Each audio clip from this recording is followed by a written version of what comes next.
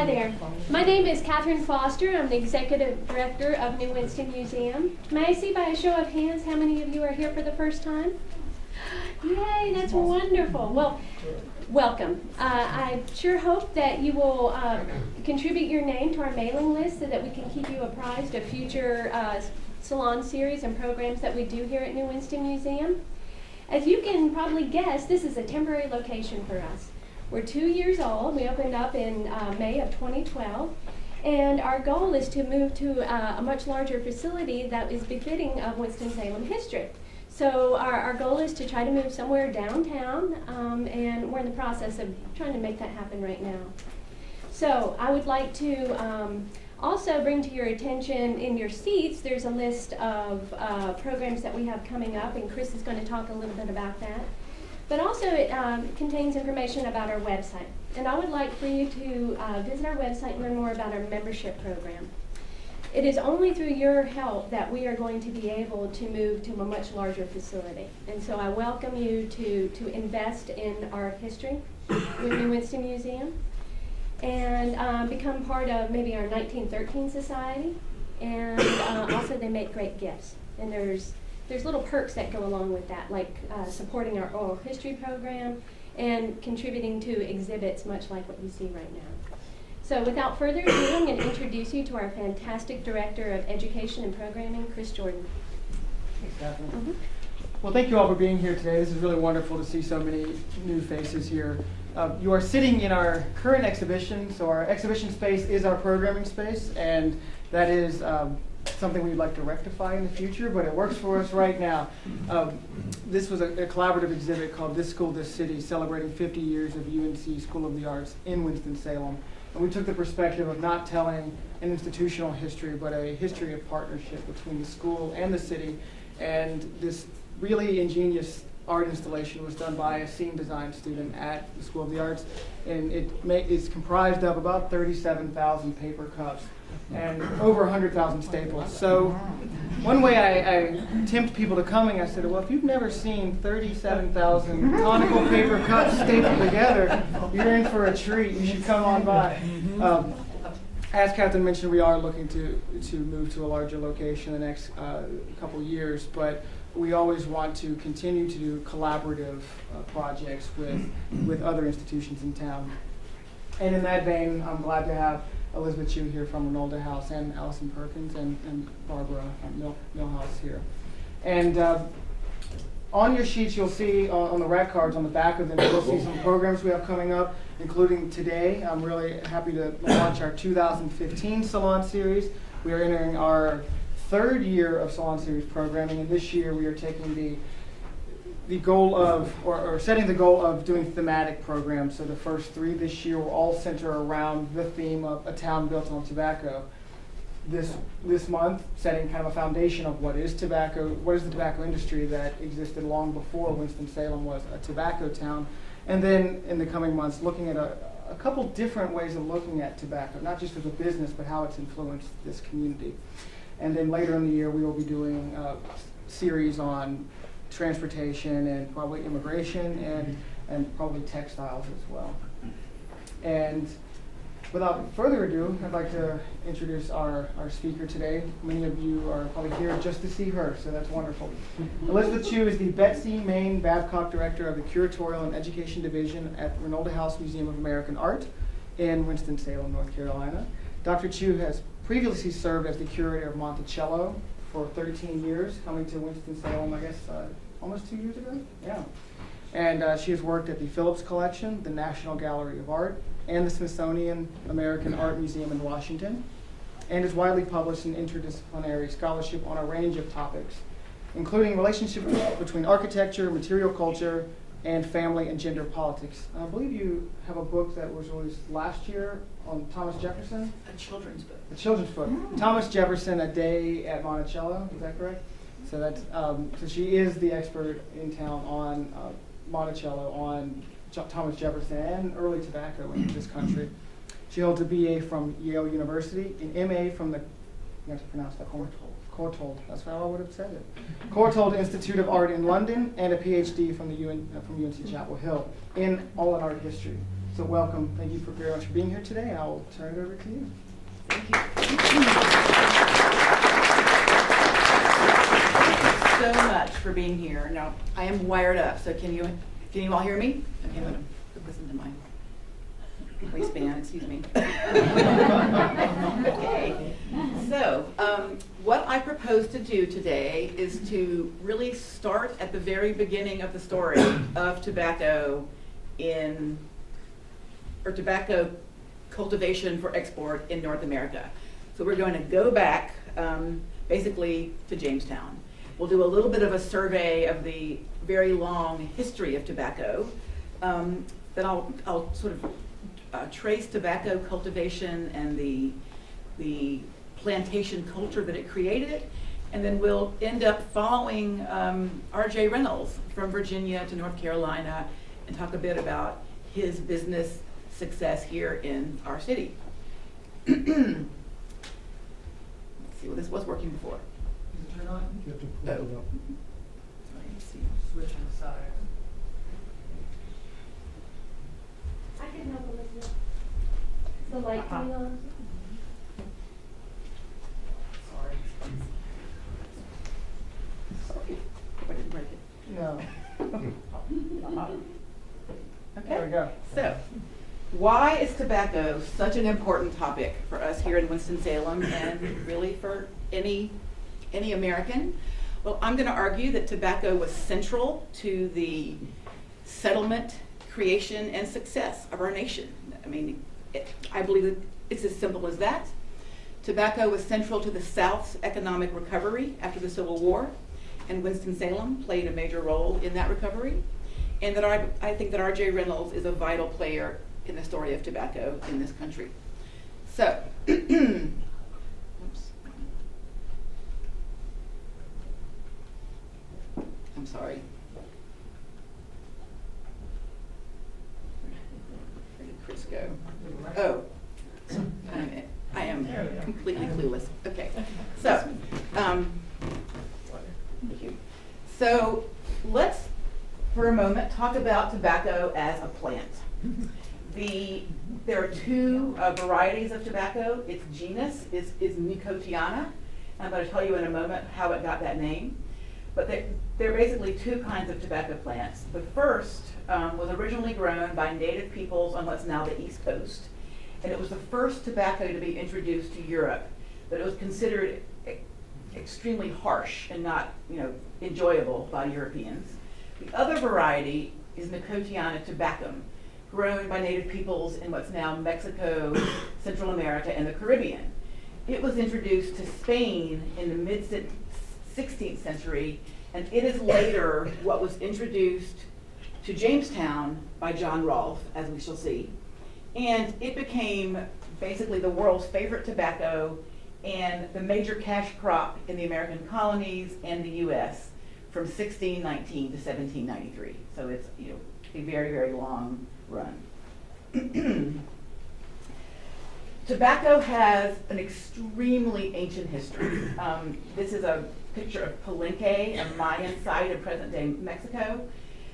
It is believed that the ritual smoking of tobacco by native peoples may go back as far as 2500 BC.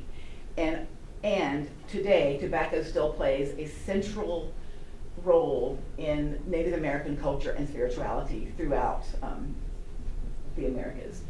This is a relief sculpture, a codex, and a jar from the Palenque site that I just showed, and each of them depicts a figure, a priest figure smoking. So you see here, here, and then this was a jar for storing tobacco found at Palenque. One of the first things that European Americans learned about Native Americans was the centrality of the ritual of smoking to their culture. For example, even before George Catlin went west, when Lewis and Clark went west in the first years of the 19th century, they were prepared to take part in smoking ceremonies. And in fact, every important engagement they had with Native Americans as they went west involved smoking ceremony together. Just as a shameless promotion of Reynolds House, we will be having a George Catlin exhibition opening on February 13th that will include a number of interesting paintings that show the beautiful material objects produced in Native American culture for smoking. These are what's called a pipe stem. Were beautifully decorated with often dyed porcupine quills that were wrapped and braided to make these beautiful designs. Later, beadwork decorated with feathers or horsehair, and then the stem is kind of like the long hollow tube where you burn the tobacco was a separate bowl and the conjoining of these two things was kind of the spiritual or religious part of the smoking ceremony. And the bowls were made, to this day are made, from red stone from a particular quarry in what's now Minnesota. The stone got the name Catlinite on the East Coast because of the artist George Catlin. That's just kind of fun. But Catlin wasn't the only Anglo artist to go, or European artist to go to the West in the 1830s. Carl Bodmer also did. His work, a lot of which is in the Jocelyn Art Museum in Omaha, contains images of people smoking. And then obviously into the 20th century, Indians worked hard on the reservation period to maintain their cultures, often in very difficult circumstances. And so we know that, to this day, ritual smoking remains a very important part of the cultures. Although many artifacts or objects have entered museum collections, there's been such a heightened understanding in the last 20 years of how museums should treat Native American objects. One of the things that we've learned is that the conjoining of the pipe bowl and the pipe stem is the sacred part of the smoking ritual, and so museums now know to always exhibit the stem and the bowl separately, before they would have them together. So, tobacco has a very ancient history among the indigenous peoples of the Americas. How did Europeans learn about tobacco? Well, it actually started in the Age of Exploration, when Europeans began sailing to the New World in the late 15th century. Among the diaries or the recorded writings of Christopher Columbus is this sentence: "The natives brought fruit, wooden spears, and certain dried leaves, which gave off a distinct fragrance." So that may be the first reference to tobacco in European history. But after Columbus, obviously, many people came to the New World and learned about tobacco. This is a 16th century Spanish historian, Bartolomé de las Casas, who was paraphrasing some people who were with Columbus. "Men with half-burned wood in their hands and certain herbs to take their smokes, and having lighted one part of it, by the other they suck, absorb, or receive that smoke inside with the breath." So explaining, what the actual process of smoking is. There are many published accounts of people who were sort of adventurers and then wrote accounts of their travels. This is Girolamo Benzoni, who was an Italian adventurer from Milan, who traveled in what's now Guatemala and Nicaragua. He was not a fan of smoking. He wrote, "I cannot imagine that the devil could vomit something more pestilent." And then a Spanish physician and botanist named Nicolas Monardes, who published a book in the sort of third quarter of the 16th century, which was translated into English with the title "Joyful News Out of the Newfound World." This text promoted the medicinal and healthful benefits of tobacco. So there are lots of different channels through which information about tobacco is getting to the New World, as well as tobacco itself and tobacco seeds. So I mentioned the name of the genus of tobacco plants is Nicotiana. It is named for this man, Jean Nicot. He was the French ambassador to Portugal in the mid-16th century. Keep in mind that Portugal was one of the major maritime colonial powers in the 16th century. So that the French ambassador in Portugal found out about tobacco in Portugal, took it back to France, where it became extremely popular at the court of the Queen Catherine de Medici, who cured her headaches by snuffing tobacco. And then Carlos Linnaeus later named the genus for the plant after Nico. And in 1828, the name nicotine from Nico was given to the active ingredient in tobacco. So that's where the word nicotine comes from. So, what does tobacco have to do with the establishment of the United States? I'm going to argue everything. So I'm sure we North Carolinians realize that, in fact, Jamestown wasn't the first colony. It was just the first permanent one. You all remember the Lost Colony in Roanoke Island and Sir Walter Raleigh. Well, some of the earliest images of the New World to come back to England were actually created by one of the ship captains and leaders of that expedition named John White. And there are amazing images in the British Museum today that he created. Fortunately, went back to England, and he's one that came back and couldn't find the colony. But we all know that in 1607 there is another project from London, the so-called Jamestown Company, to come and settle on the James River and to make money by exporting natural resources from the New World back to the Old World.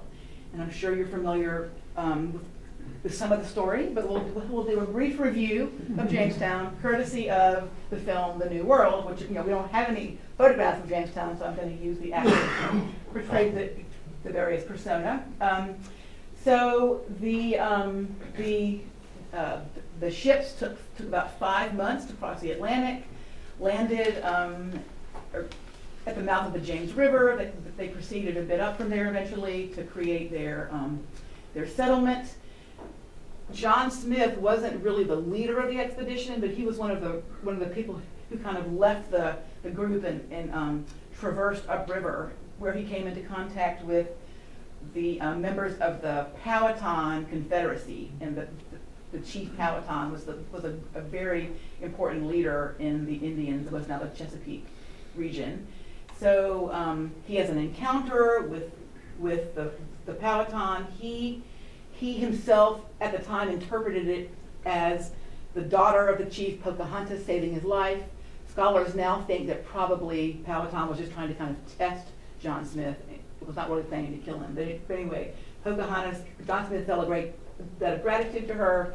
She becomes kind of known to the settlers of the Jamestown settlement. You remember there's many difficult winters. One winter of 1610 where people almost all starved to death. Another is the starving time. It's actually now believed that there was cannibalism practiced at Jamestown. They've been actually if you haven't been to Jamestown recently, they've done for 2007. Both the Park Service and the private entity that runs it have done wonderful new interpretation, and I really recommend a repeat visit. But basically, Pocahontas, becomes sort of a part of the community, ends up marrying our major character in the tobacco story, John Rolfe. And John Rolfe, who comes on one of the later sort of resupply shipments over to Jamestown, brings tobacco seeds, introduces tobacco cultivation, marries Pocahontas. They go back to England, where Pocahontas is actually presented at court and then dies over there from a disease to which she had no immunities in 1617. But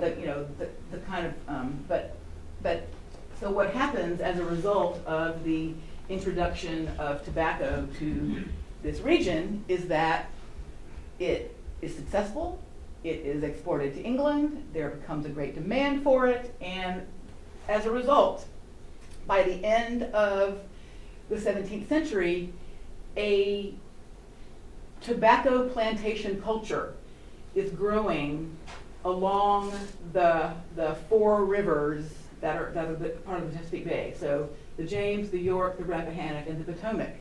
And all along these very, very curvy and full of coastlines along the rivers are great plantations are established where tobacco is grown.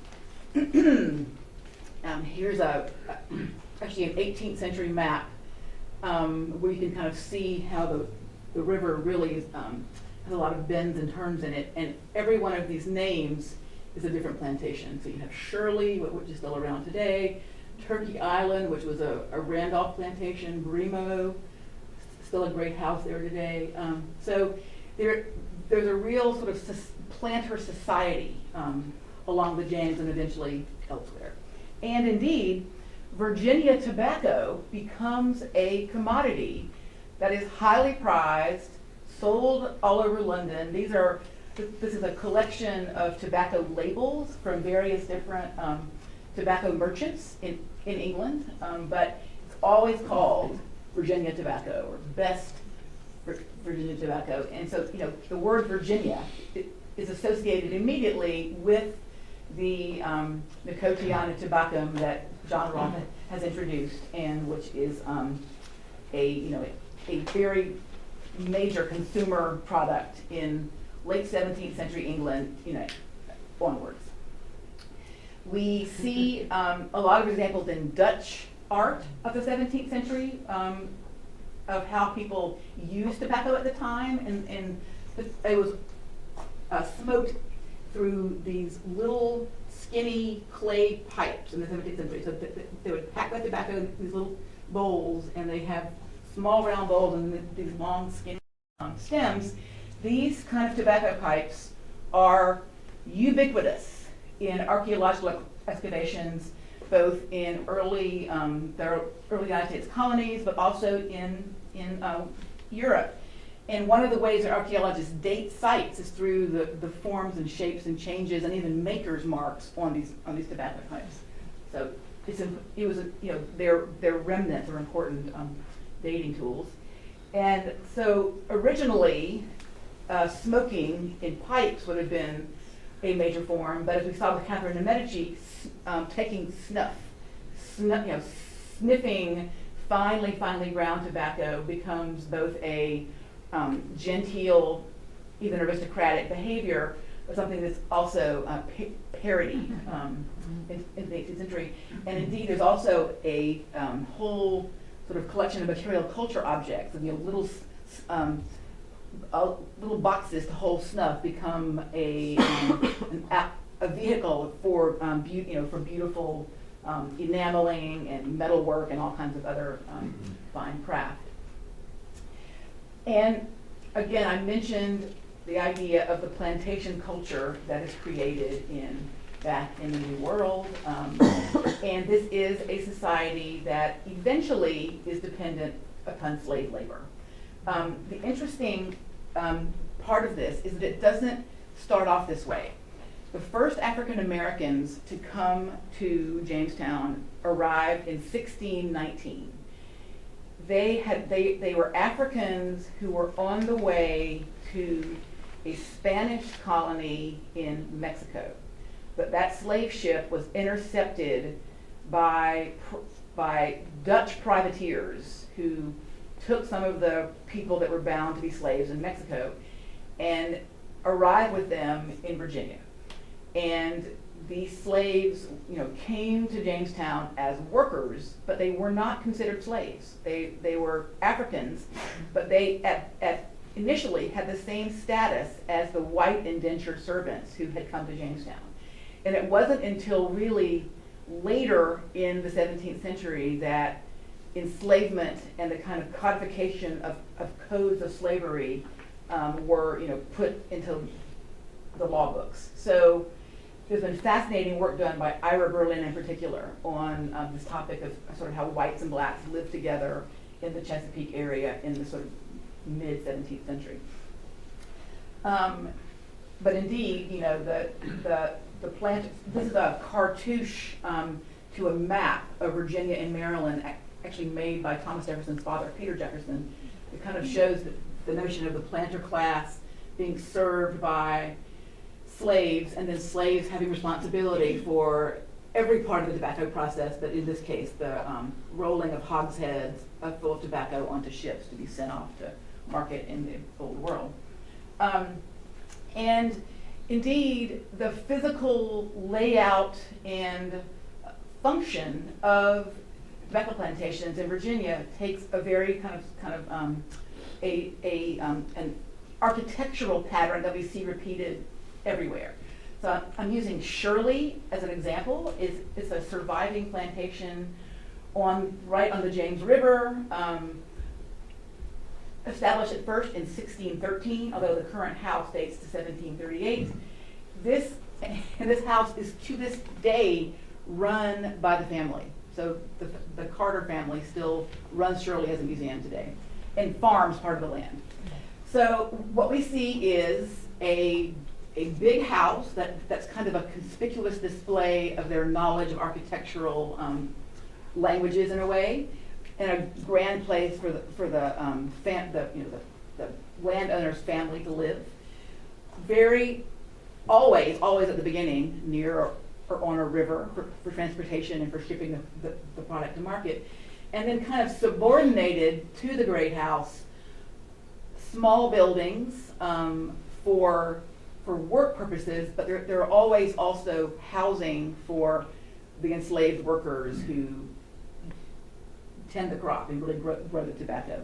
And so we see that preserved to a degree at Shirley. Because slave dwellings were built of non-permanent materials, they're very rare survivals, and the ones that survive are almost always from the 19th century. We see this also in art. This is a painting from the Gibbs Art Gallery in Charleston of a plantation called Mulberry that was near what's now Moncks Corner, South Carolina. Again, you see the main house and the kind of subordinate buildings that would often house enslaved workers.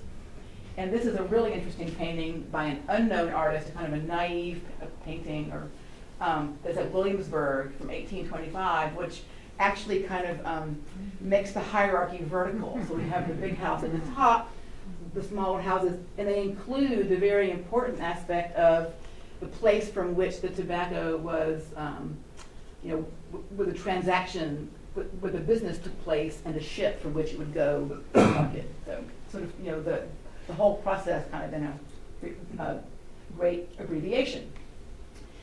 So, what's happening back in North Carolina? I'm sure you all know, in 1663, King Charles II grants land south of Virginia to the Lords Proprietors, and they work to attract tobacco farmers from Virginia to come down here and grow tobacco. About 100 years later, the first port for trade opens at Edenton, but the tobacco production in North Carolina is never as high as Virginia until way later. So basically, in this early colonial period, Virginia is still sort of ruling the tobacco industry. It wasn't until the 19th century that North Carolina really takes over. And I mentioned the creation of this planter class, the sort of planter aristocracy in Virginia along the rivers of the Tidewater region. At first, it is standard for the sons of tobacco planters to go back to England, to be educated, to learn about, to learn sort of the marks and expectations of gentility and, ways of appropriate behavior, to travel, to do kind of a grand tour, to know rituals like how to drink tea, how to drink coffee, how to dance, how to comport yourself. Whereas women, and that would be, men only, and mostly only firstborn sons, but women would back home be taught polite things like art and dancing. But a person from London coming to Virginia, being entertained in one of the great planter houses, would have absolutely recognized the kind of cultural expectations of their peers. And very importantly, the society in Virginia were consuming manufactured goods that kept their lifestyle going. So furniture, textiles, for clothing, and very especially ceramics. You probably heard the term consumer revolution, but in the 18th century, people like Josiah Wedgwood convinced everyone to be constantly looking to buy the newest and better thing for tea sets and dinnerwares and etc. So the planter class in Virginia would have very much kept up with the current fashions in London, and in a way we're sort of a microcosm of that on the other side of the ocean. Obviously, eventually,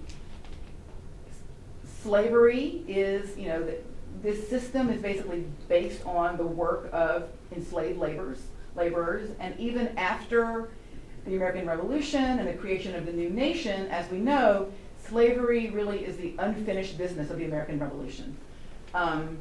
If we look at this is a really good graphic that it shows you basically the incredible numbers of people. I mean, 6 million or more people came involuntarily from Africa to the New World between the 16th and 19th centuries. And I'm not trying to make anything sound less bad, but you see how many of people from West Africa came to both Portuguese and Spanish colonies in what's now South America, and huge numbers also to the British colonies and the other colonies in the Caribbean, places like Jamaica and Cuba. And then comparatively speaking, so many fewer came to the east coast of the U.S. But there was clearly enough labor to have these successful tobacco culture go. So what we end up with is the fact that people like Thomas Jefferson, who writes "All men are created equal," ends up over the course of his life owning 600 people. This is an exhibition at the Smithsonian American History Museum that I co-curated, and when you walked in, you saw a statue of Jefferson, and then on this curved wall behind him were the names, mostly only first names, but some first and last, of all the people that he held in slavery over the course of his life. He was very, very impactful. So after the Revolution, between the Revolution and the Civil War, obviously, slavery becomes a fact of life in the South. The British immigrant who becomes a very successful architect, Benjamin Henry Latrobe, traveled, and he designs the original Capitol building in Washington. He travels around the South in the 1790s and created a marvelous sort of travel sketchbook. And this is just a typical scene that he depicted of an overseer watching while enslaved women are burning, clearing land for tobacco cultivation. Tobacco is very hard on the soil, and what they would do in the South is just kind of use the field and then keep moving on to clearing new fields while they let the others lie fallow to be reused later.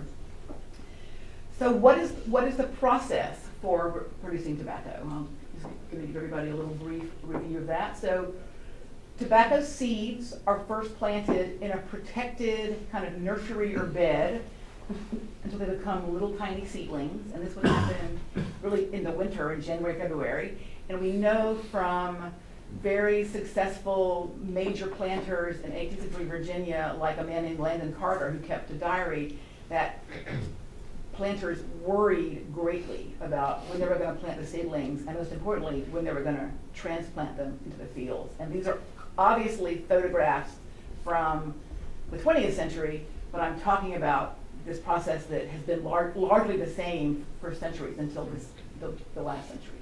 So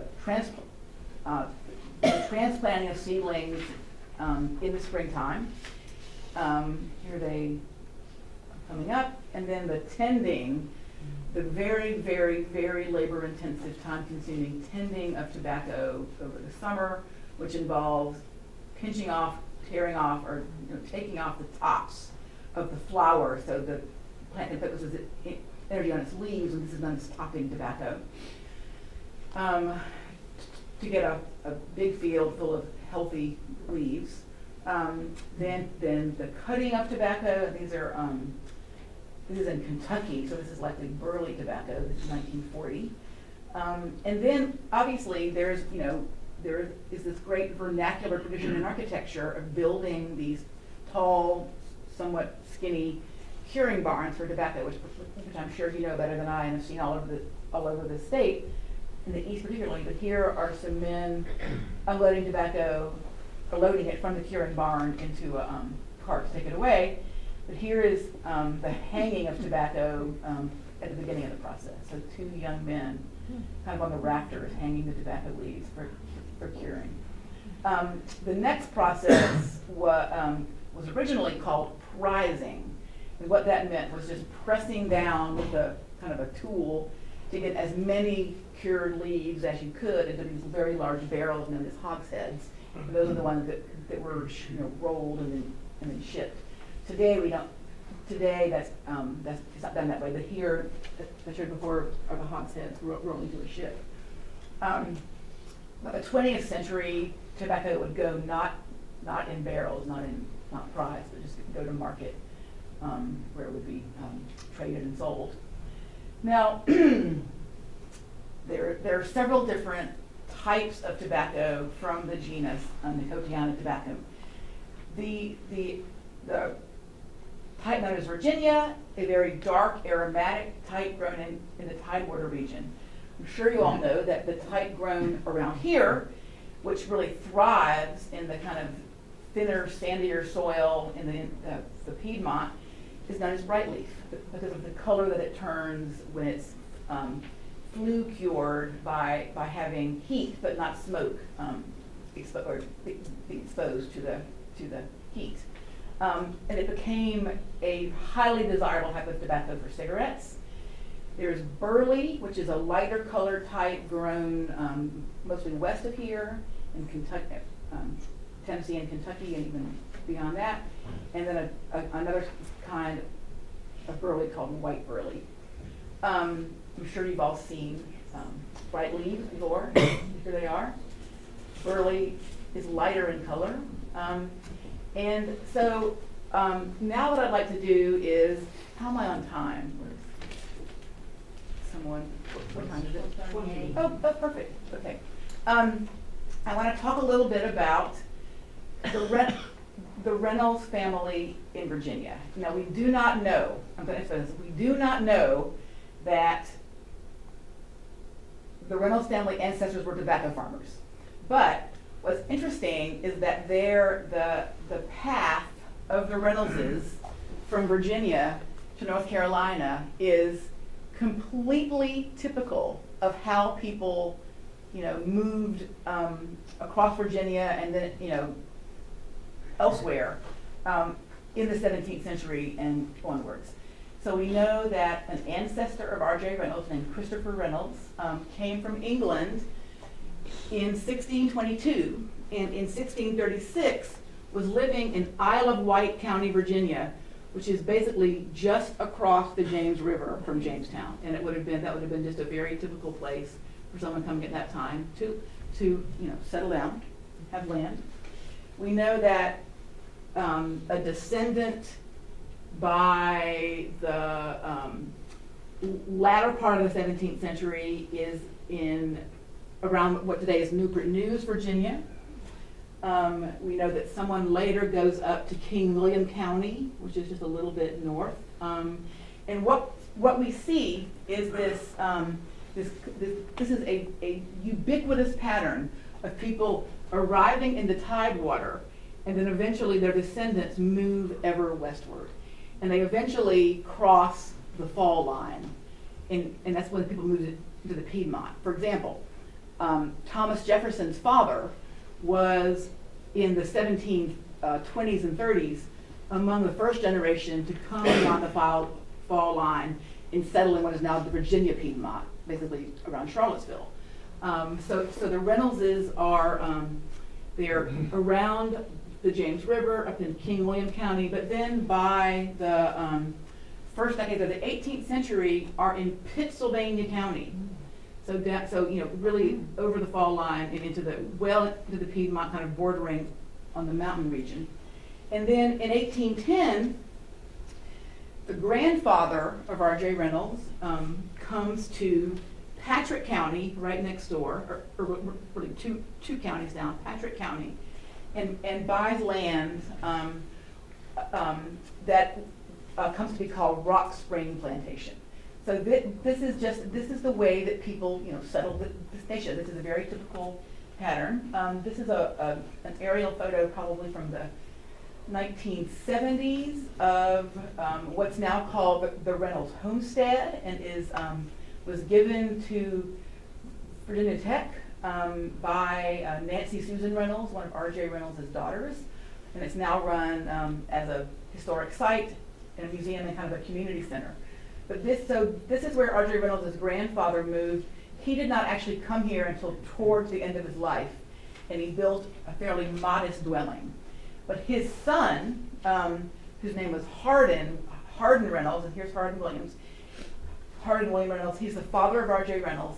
He builds the house that's still currently there, and he becomes an extremely successful tobacco farmer and merchant in this community, in the kind of border region between Virginia and North Carolina. He and his wife have a very large number of children, many of whom tragically died. Here is Richard Joshua Reynolds, the fourth child and second son. So the grandfather, Abram, buys the land now known as Rock Spring Plantation in 1825. His son, RJ's father, builds the house there in 1843. This older brother was a major in the Civil War. RJ Reynolds is born in 1850, so keep in mind that at the end of the Civil War, he's 15 years old. So he really lives in a very interesting time when there's major transition for farmers between slavery and freedom. So Hardin, working with his sons over the course of about 40 years, develops an extremely successful, well-run tobacco plantation. And as we know, his heirs made significant contributions to our nation's industries because it is a son of this brother of R.J. Reynolds, Richard S. Reynolds, who founds what becomes the Reynolds Wrap, the Reynolds Metals.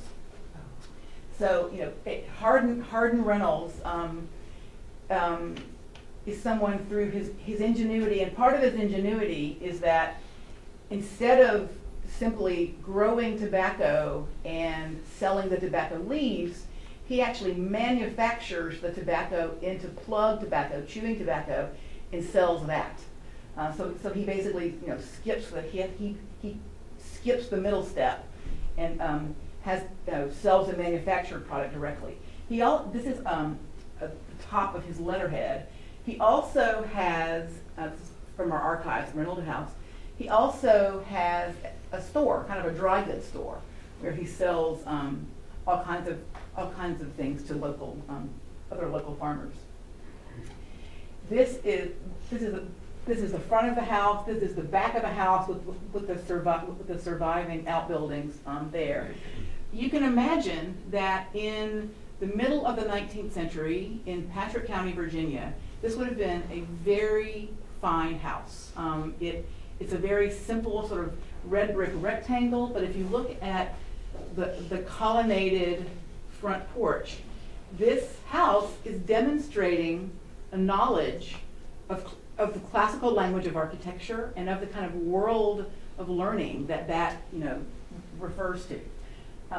Here's some photos from about 1890 of the house. This is R.J. Reynolds' brother Will Reynolds on the front porch and sometime in the mid-20th century. Here's a kind of a panoramic view. But what I want to suggest is that, and I'm not doing this at all facetiously, Thomas Jefferson knew a great deal about the architecture both of the ancient world and contemporary France, and built a house in the Virginia Piedmont, really in the late decades of the 18th century, that was considered an architectural marvel. Building this kind of a house in Patrick County, Virginia in the mid-19th century would have actually been really a kind of a comparable gesture. This would have been an extremely fine house, indicative of their success, but also of their kind of knowledge of the world around them, even though they're living in a very rural place. So this is the background of R.J. Reynolds. knowledge of the, the kind of proportions and the styles of ancient architecture. This is the rock spring that gave the plantation its name. It's still there today. And here is RJ Reynolds himself at age 22. 2 years later, he leaves his father's plantation and he comes to Winston-Salem. And I'm sure some of you are familiar with the story that he wanted to go into business for himself, and that he came here because of access to railroads and access to an unlimited supply of ripe leaf tobacco. Here he is in his office, probably in the early years of the 20th century, maybe even just before the turn of the century. RJ Reynolds was an extremely skilled businessman. He was consistently sort of keeping his ear to the ground and his mind on what consumers wanted. He was very much tuned in to the consumers who were going to end up buying his product. He very early on embraced advertising. But he was also, he had gone to business school for a couple of years in Baltimore. And so he had contacts in Baltimore, which kind of enabled him to take part in a larger world of tobacco growers outside of just Southern Virginia and Northern North Carolina. So but also in Baltimore, he had access to a bigger banking industry where he was able to raise capital. So he was very intelligent in the steps that he chose to take in ways to grow his company. He obviously was, for a number of years, his company became part of the Duke Tobacco Trust, and I am not at all an economic historian, so I can't really explain to you what all that entailed, but what I know is that when the Tobacco Trust was broken up in 1911, RJ Reynolds' company came out even stronger. He was able to sort of bide his time under the Tobacco Trust, and then sort of really catapult to the next level after that. I mentioned that he learned from his father about the manufacturing of plug tobacco. So, prior to the early years of the 20th century, what he was producing was chewing tobacco. And he had a large number of different varieties. This one is called George Washington. He was very attuned to images or ideas or ways to kind of connect his product with consumers. But as we all know, his first really truly huge product was Prince Albert smoking tobacco, which he introduced in 1907. He introduced this before the Tobacco Trust was broken up. I can't explain to you why he was able to do that, but he did. And this became the first truly national tobacco brand.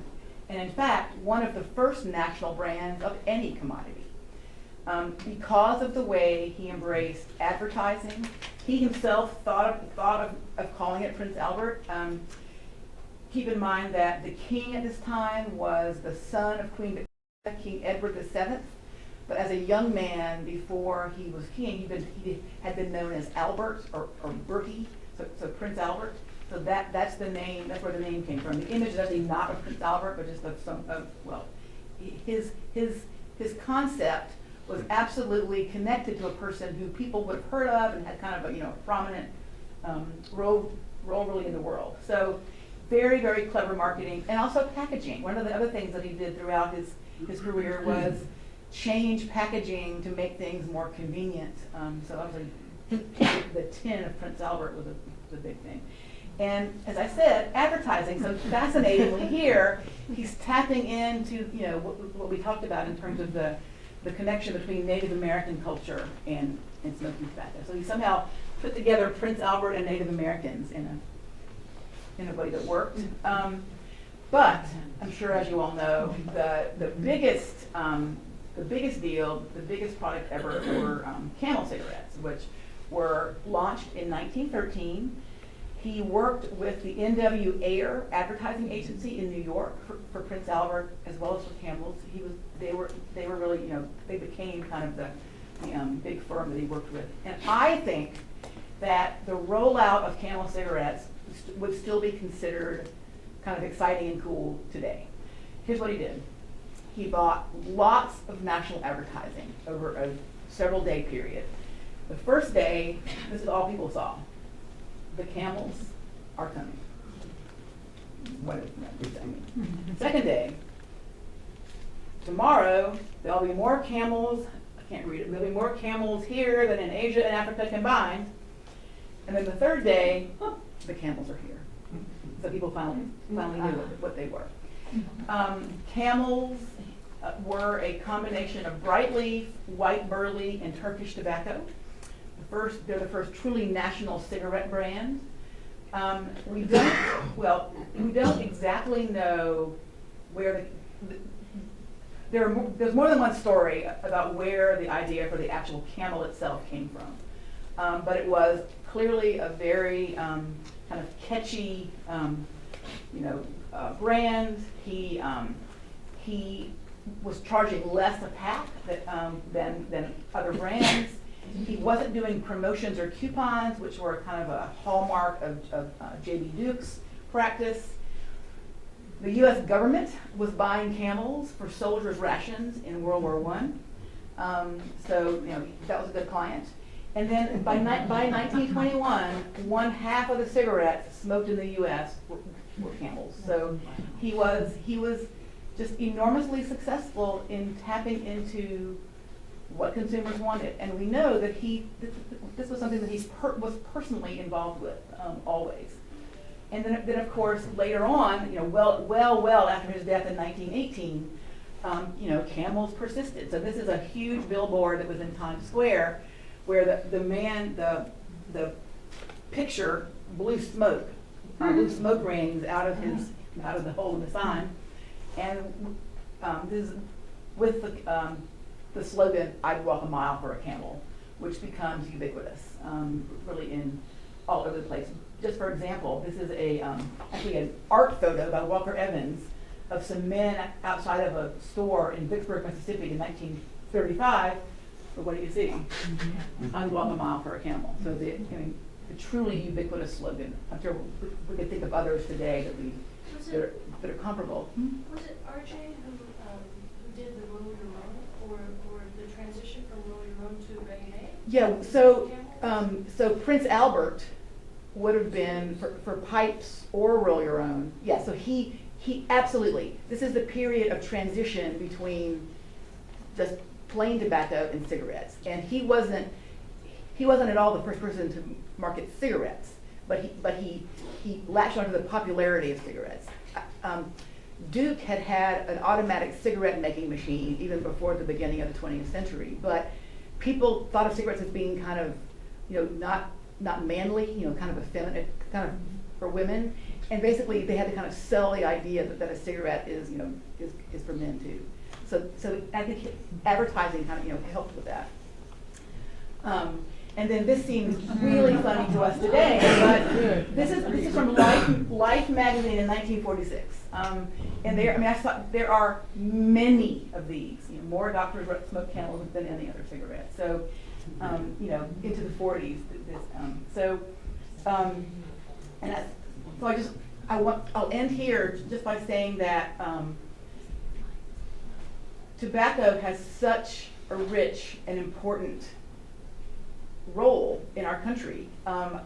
Jamestown would not have been a success, arguably, if John Rolfe's tobacco had not taken root, if the class of the planter society in the Tidewater had not developed and created such a steady flow of products for markets all over the world.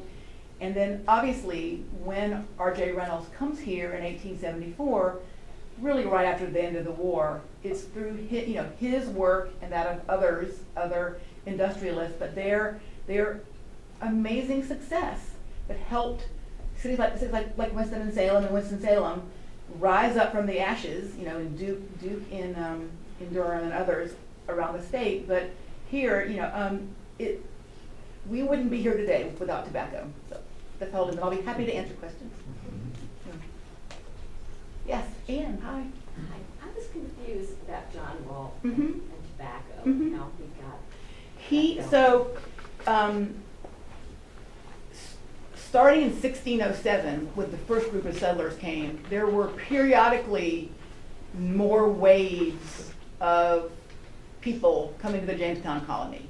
And so John Rolfe wasn't one of the original people. He came in a later settlement wave. But so the seeds of Nicotiana tabacum had gotten from Virginia had gotten from South America to the Old World, to Spain, Portugal, France, and England. John Rolfe had some of them, and he brought them back to Jamestown. So it went from Mexico and Central America, South America, to Europe, and back to Jamestown. Wow. So the Native Americans. Native Americans, so Europeans got it in Central and South America, took it back to Europe, and then it came back to Virginia. Because the native species in Virginia was considered too harsh by Europeans. But they did have some form of tobacco. Yeah, exactly. The Native Americans in Virginia had a form of tobacco, but it was considered too harsh by Europeans. That's right, yes. So what went from the South American Mexico to Europe? Did it ever grow well there? Did they ever produce, or did they just import? It never really caught on in a big way in Europe. I'm sure somebody grew it somewhere. How about Turkish tobacco? Was that transplanted from here, or was it just in? You know, that is a really, really good question, and I don't know the answer to that. I've always assumed it was somehow native to Turkey, but I'm going to look that up when I get back to my office. Okay. That's a great question. And, yeah. Did Thomas Jefferson give up his slaves later in his career? Thomas Jefferson never did. And what he over the course of his life, he freed a total of 9 people for a variety of different reasons. Some of them in his will, but he never did. And so after he died tremendously in debt, as you may know. And after he died, his family, about 6 months later, had an auction and auctioned off people who had worked for the family for many generations. It was a very tragic story. He did specify that some of his immediate slaves would gain freedom. Yes, that's right. He did. He freed 9 people. Some of them were in his will, yeah. And some were unofficially freed as well by his daughter, a couple. Yeah. Yeah, prior to the America's use of tobacco and then transported to Europe, was there any similar plant or that was smoked or used in that way? Yes, there were definitely other plants that were smoked, but I think even in sort of, by the time that Palenque was thriving in the 7th century A.D., that particular plant was the preferred one, Nicotiana tabacum. Well, with those pretty little things, to hold the snuff. Mm-hmm. These little boxes, and there, if you go to museums in Europe that have decorative arts collections, you'll see literally thousands of them. They were a sort of an accoutrement, a lovely thing to have, like having a cigarette holder maybe in the 20th century, or a cigarette case. Like an accessory. Exactly, an accessory. That's a great way to put it. Anyone else? What about the prize houses? Yeah. Did the word prize mean that they evaluated the quality of the tobacco, or? It sounds like that, but what it really meant was stuffing as packing. Is what it meant, packing. That what they did later was called that the grading was what they called separating it into the various levels of quality. Yeah. And the way tobacco is produced now, the kind of tobacco barns that dot this state are going to be a vanishing breed. It's very sad. Yeah, they're made out of aluminum too. Well, now they are. Yeah. It's a conjoined. Well, thank you all so much. Oh, Did RJ ever plant tobacco in the backyard? no, that is a great question that I'm happy to answer. Reynolda was never a tobacco plantation. And they never grew tobacco. The farm at Reynolda was a model farm for demonstrating other kinds of agriculture to local farmers in hopes that they would diversify from tobacco to grow food in particular, but other kinds of crops. After he left Virginia, he never farmed tobacco really. I just want to throw one thing out for information. In terms of tobacco and how it's grown and everything in its history, there's a wonderful location in Kinley, I think, in the eastern part of the state, that has, you go in and they tell you all about how it's grown from the beginning to the end, and there's a lot of outbuildings behind there. I'm from Wilson, and I went there with my parents and my kids maybe 4 or 5 years ago. It's really a neat place. You come away with an understanding of the tobacco process. That is great. Thank you for telling. It's Kenly. Kinley. I heard about another place, actually on NPR last summer, that's in South Carolina, that does something similar. So I think, educating the next generation about this product, the production of which was so essential to the lives of so many North Carolinians for so many generations, is really important.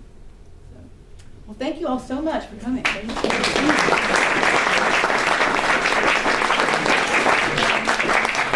you all so much. Elizabeth, we wanted to give you a little token of our gratitude. This is from our mutual friend, Nick Bragg. This will be on display. This is an 18-foot mural that has been installed in the new library at the School of the Arts. And we have it for sale, and this is Thank you. That's very sweet. Thank you.